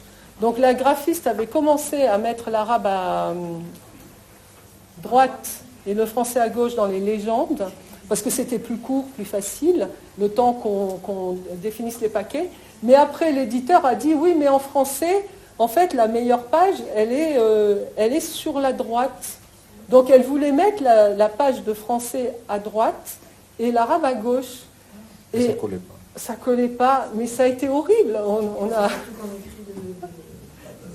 Mais oui, c'est ça, ouais. mais oui, mais eux, mais je n'ai pas compris, mais il paraît que dans l'édition... Pour ceux qui ne lisent pas... C'est comme ça. Ceux qui ne lisent pas... Il paraît que c'est... Oui, oui. Non, mais il paraît que c'est une convention en français que la plus belle, la page de début, on la met à droite. Et donc, voilà, ça a été compliqué, mais on s'en est sorti. Et pour ne pas faciliter les choses, oui, on a choisi une oblique au milieu. Ah non, mais là, l'oblique, je l'ai mise pour vous montrer que c'est en face. Parce que sinon, elles sont sur une page séparée. Mais là, si je vous avais mis les deux pages face à face, ça m'aurait fait un truc... vous voyez, comment on peut dire? Oui, voilà, parce que j'aurais eu quelque chose de très étroit au milieu. Pas symétrique, quoi. Voilà, mais non, mais là, on a une page entière en français et une page entière en arabe. Hein. L'oblique, elle est juste pour suggérer. Oui, Madame Babassi, après M. Selabi. J'ai une question dans une photo, on pouvait parler des marches dans une maison qui sont très hautes pour une optimisation de, relativement haute. de l'espace. C'est traditionnel d'avoir des marches si hautes. Oui. Et comment font les personnes âgées? Eh ben, les personnes âgées se tiennent au mur. Oui, mais en fait, quand c'est très haut. Non, ben alors justement, mon père, par exemple, ses marches hautes, bon, il les a faites dans la maison de Grèce que vous avez vue, où il a mis, d'ailleurs on ne le voit pas, mais il a mis une sorte de... Main courante. Voilà, de truc vertical pour qu'on s'accroche. Et quand, en Ardèche, dans la maison où ils habitaient, qu'ils ont refaite, il en a fait plusieurs comme ça, il se tient au mur. Il s'appuie sur le mur. Et c'est comme ça jusqu'à présent. Dans le sud, c'est la particularité. Et je vous assure, mais moi, j'étais étonnée, c'est pareil, c'est comme pour l'espace assis par terre, etc., avec les meubles, j'étais étonnée que ce soit si facile à monter. Parce qu'on a comment on peut dire, on a des idées préconçues, voilà, des préjugés par rapport à ça. Et du coup, il y a une norme en architecture? Oui, il y a une norme. C'est-à-dire qu'elles doivent être toutes, c'est ça? Oui. Il y a un rapport entre la hauteur et la largeur du giron. Il y a un rapport. Il y a même une formule mathématique. Voilà, mais dans l'architecture traditionnelle, la formule ne compte pas. Voilà. Et cette norme-là, qui est la norme européenne, a pris le pas sur tout. Et ce qui fait que ça bloque complètement comment on peut dire, la créativité et le renouvellement de l'inventivité et de l'efficacité. Parce que... Moi, je crois qu'il faut ajouter une chose, pardon, juste par rapport à dans ce sujet. D'accord. C'est que la personne âgée n'est jamais seule. Donc, c'est une société où il n'y a pas de seul. Donc, c'est la famille, même si la personne âgée, elle est toujours aidée, à mon avis. Donc, il y a aussi cet aspect qu'il faut voir. D'accord. Parce que dans le... Oui, allez-y. Bien sûr. Même dans la maison de Grèce, il y a énormément d'espaces qui sont de différentes hauteurs. Donc, je pensais, pour une personne âgée, c'est pas pratique en fait, de se déplacer dans la maison seule. Oui. Là, pardon, après, il y a... Pour répondre, elle veut répondre. Le même point? Oui. Ok. Il faut savoir que dans ces espaces-là qui sont très étroits, très petits, il n'y a pas beaucoup de place pour mettre un escalier avec toute la longueur. J'ai compris, c'est ce qui avait été expliqué, j'ai compris. Voilà, donc vous n'avez pas le choix. Ah oui, Ils n'avaient pas le... D'accord, oui, c'est limité. Oui, mais je voudrais donner alors une anecdote. Excusez-moi, après je vous laisserai poser votre question. À Radlaya, donc toujours pour le même film, on est allé, il y avait on était tous dans une salle D'ailleurs, il y avait monsieur... Ouais, bon, il y avait des... Il était là, il était avec nous, comment s'appelle-t-il tu sais, bon, bref, il y avait un séminaire, Amara. oui, avec Yamina. Amara. Oui. Bon, bref, c'était un séminaire. Il y avait des jeunes, des vieux. Moussa. Moussa, etc. Moussa, oui. Il y avait des jeunes, des vieux. Il y avait beaucoup de personnes âgées du Mzab. Et il y avait des jeunes Algériens. Il y avait M. Ben Salem, M. Taïbi. Oui, et il y avait M. Lerhoum, etc. Bon, bref, il y avait plein de monde. Eh ben, je peux vous garantir la différence. On s'asseyait par terre là-bas, une grande pièce. Hein. Les personnes âgées du Mzab, elles s'asseyaient par terre sans problème. Les jeunes, mais ils étaient là, ils étaient comme ça, et hop, ils se laissaient tomber. Il fallait mettre 4 oreillers derrière eux pour qu'ils se... Ils n'avaient pas de souplesse. Oui. C'était mais impressionnant. Alors que les vieilles personnes s'asseyaient très bien.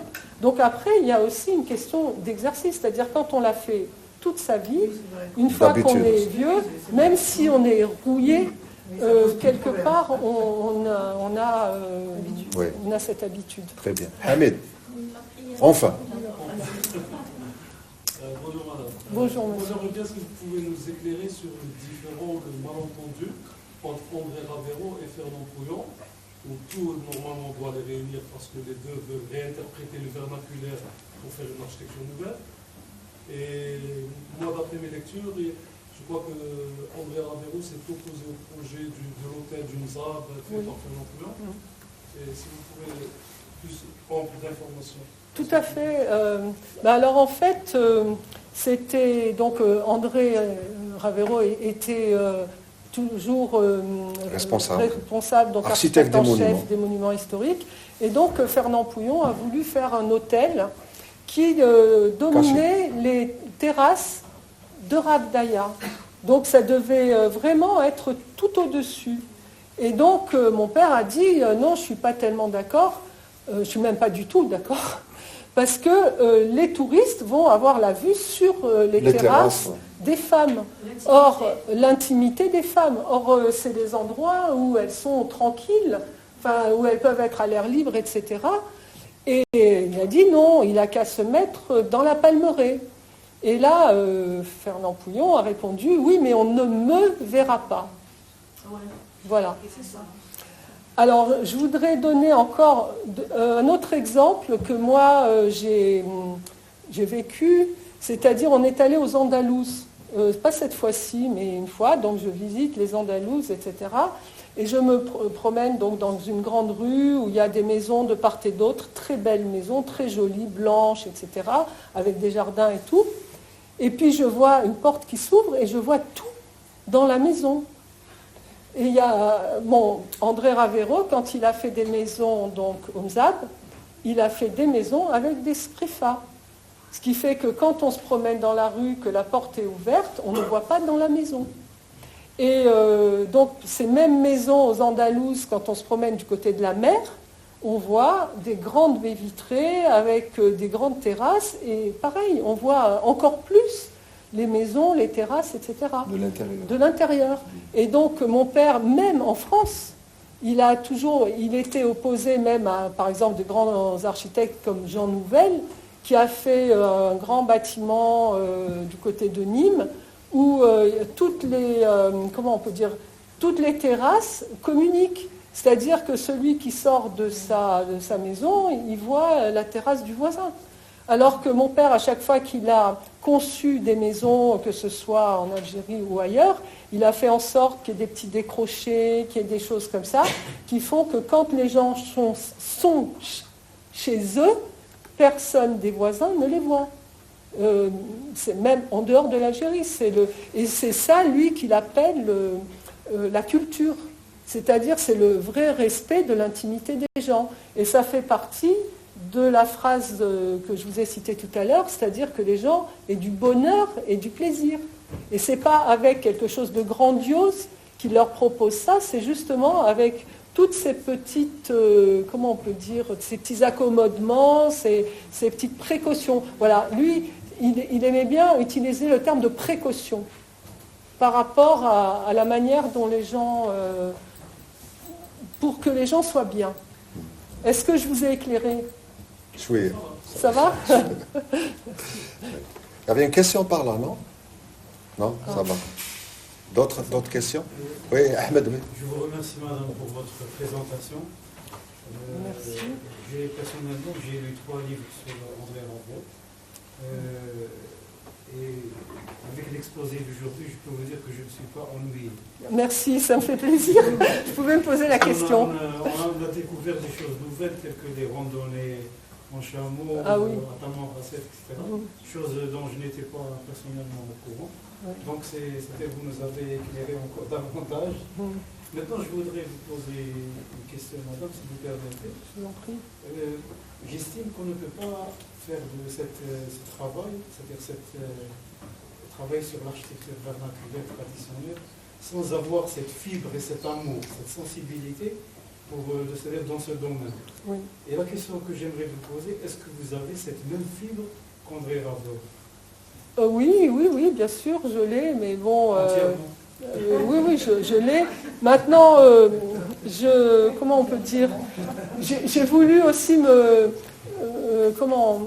comprendre ce qui se passait ailleurs.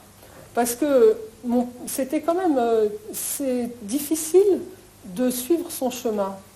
Dans la mesure où il n'y a pas beaucoup de gens qui l'acceptent complètement, qui le comprennent vraiment. Et je me suis rendu compte qu'il était un peu isolé quand même. Et donc je me suis dit, je vais aller voir ce que font les autres, ce que j'ai fait. Ça m'a pris un peu plus de temps que ce que j'avais prévu. Et puis après, quand ma mère est décédée et que donc j'ai rejoint mon père dans leur maison ardéchoise, j'ai créé ma société et j'ai fait des choses qui correspondaient beaucoup mais beaucoup de réhabilitation surtout. Voilà. Merci. Je vous en prie. Voilà. Est-ce qu'on peut revenir à la maison de Grèce, au plan? D'accord. Alors, allons-y. Je pense qu'il y a une intention pour l'acheter. Elle a l'intention de l'acheter. Ouais, je crois que Voilà. Ok, là.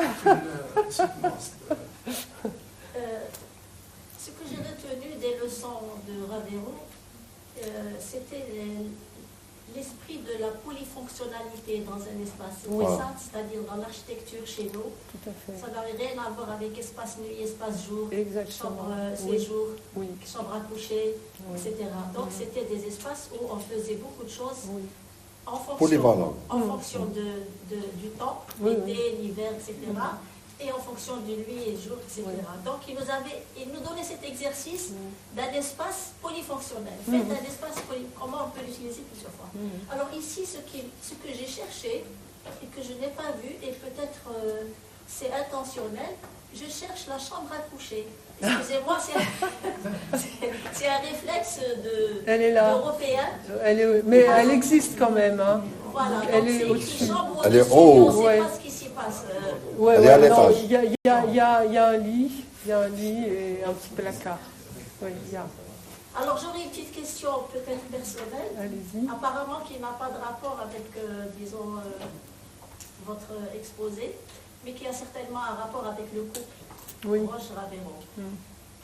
L'histoire de votre prénom. Ah, c'est facile. C'est Maya, c'est une déesse grecque. Donc ma mère ma grand-mère était d'origine grecque. Donc Maya, c'est la mère d'Hermès. Voilà. Parce que j'ai fait une recherche sur Gauguin. Oui. C'est aussi un nom qui existe dans le Coran. Ah oui. Oui, ça a des origines islamiques, ça a des origines grecques, comme vous dites, et ça a d'autres origines. Ça a plein d'origines. Voilà. J'en reviens pas. C'est la mère de Vishnu, je crois. Dans plein de mythologies, on la retrouve partout. Alors c'est pour ça que je pose la question. Je me suis imaginé le couple en train de choisir un prénom. Non. Citoyen de partout et de nulle part peut-être. Je pense que c'est un hasard, en fait. Oui. Dans cette maison, il y avait 2 chambres. En fait, oui, les chambres d'amis. Chambre d'amis, voilà. et chambre au-dessus. Oui, Oui. c'est ça. Mais le séjour est polyvalent. Il est polyvalent, oui. La salle commune. Oui, il est polyvalent. On peut recevoir, les gens peuvent dormir. Mais il y a plein d'espaces polyvalents. Hein. Oui. Les terrasses aussi, qui sont exploitables. Oui. Et en fait, initialement, mon père avait prévu un atelier ici et qui n'a pas construit parce que finalement, il est resté en Ardèche. Mais ce qui est intéressant aussi, c'est les citernes, 2 citernes. Obligatoire. Enfin, obligatoire, ils ont choisi, hein. C'est eux qui l'ont choisi. Elles existent. Bon, s'il n'y a pas d'autres interventions, je pense... Ah oui, tu voulais faire... Non, c'est bon. C'est parce qu'on a eu, dans les échanges, on a parlé de traduction, on a parlé donc dans les échanges. Mais moi, je souhaiterais partager avec vous cette conclusion de l'auteur, de Manuel Roche. C'est un petit paragraphe donc, que je vais essayer de lire. C'est vers la fin, en guise d'épilogue, qu'elle écrit ça. Ce n'est là qu'un itinéraire. Si tu peux mettre... oui, voilà. Je vais le mettre. Mais il est peut-être pas très... Ouais. Je ne peux pas zoomer, non? Ouais, non, d'accord. Ce n'est qu'un itinéraire, presque survolé. En un seul album, est-il possible de tout évoquer d'un pays si vaste et si riche? Même en près de 20 ans de séjour, aurais-je pu l'avoir exploré en entier? Elle a beaucoup voyagé, hein, c'est-à-dire elle connaît sur l'Algérie ce que, je pense, nous ne connaissions pas réunis. Mais là, elle reconnaît que elle a exploré en entier. Je n'ai pas vu Janet en face de Rat, en Libye, aucune route ni même, mais c'est les conditions de l'époque. Aujourd'hui, Janet, c'est possible. Il faut juste un petit mois à dos de chameau pour s'y rendre depuis Tamanrasset. C'est près de cette ville qu'on a découvert ces peintures plusieurs fois millénaires d'une si extraordinaire élégance, les fresques du Tassili. J'ai manqué Inaminas et Tigertiwin en face d'El Djella. Et tout le sud-Oranais. Tout le sud-Oranais, Tundouf, Tabelbala, Adrar, Beni Abbas, Qnatsa, Kujux Béchar et Ain Sofra, où il y a près d'un siècle, Isabelle Eberhardt, ethnie, mourut noyée à 27 ans, dans la crue d'un oued. Ce n'est là qu'un regard, affectueux mais limité. Elle reconnaît ses limites, mais limité aux possibilités de son auteur, qui n'a pas tout vu, qui n'a pas pu tout voir, tout comprendre, tout dire. Que l'Algérie m'en excuse, elle qui m'a tant appris. Donc ça vient compléter un peu le titre Algérie et mes yeux, et on voit ici on dit el bouh, c'est... Pardon? Non, il y a un autre mot qui m'échappe en français, la confidence. C'est comme une confidence intime, voilà. Voilà, c'est comme une confidence intime de ses sentiments les plus profonds. C'est dire l'attachement donc de l'auteur à l'Algérie, à ses paysages, et elle a surtout insisté sur plusieurs pages à ses habitants. Et là, elle a tenu à utiliser des références, donc comme l'a précisé Maya, pour les légendes des photos, des textes d'auteurs principalement algériens, des petites citations du Coran, des citations des hadiths, et aussi de poètes persans, poètes arabes, voilà. Ouais. Donc, un livre à acquérir.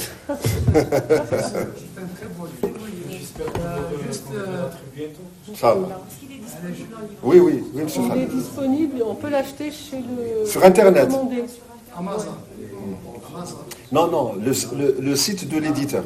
Le site de l'éditeur. Juste avant de terminer, le parcours des parents. Bon, vous aviez dit 22 ans, c'était le départ, c'est ça. Ensuite, ils sont retournés en visiteur. Oui. Donc, ils n'ont pas, ils venaient juste pour visiter, ils n'ont pas habité. Alors, je ne sais pas si j'ai bien compris la question en fait. La question, c'est leur séjour en Algérie. Le séjour effectif de tes parents en Algérie. Le séjour effectif en Algérie, c'est donc de 59 à 76. Après, ils ont vécu en Ardèche. Mon père est venu, a fait des missions pour l'UNESCO, quelques missions. Et après, ils sont restés en France. Et il a souvent été invité aussi en Algérie. Il a été invité en Algérie. Pour le prix notamment, et pour les conférences. Pour des conférences, des choses comme ça, mais voilà, ils ne sont plus restés, ils n'ont plus vécu. Voilà, c'est ainsi que notre rencontre se termine. Je vous remercie donc de votre patience et aussi de votre intérêt. Merci madame pour le déplacement. Merci monsieur le doyen, vous avez été avec nous depuis le début jusqu'à la fin. Merci. Et les collègues, merci beaucoup. Amara qui... Merci.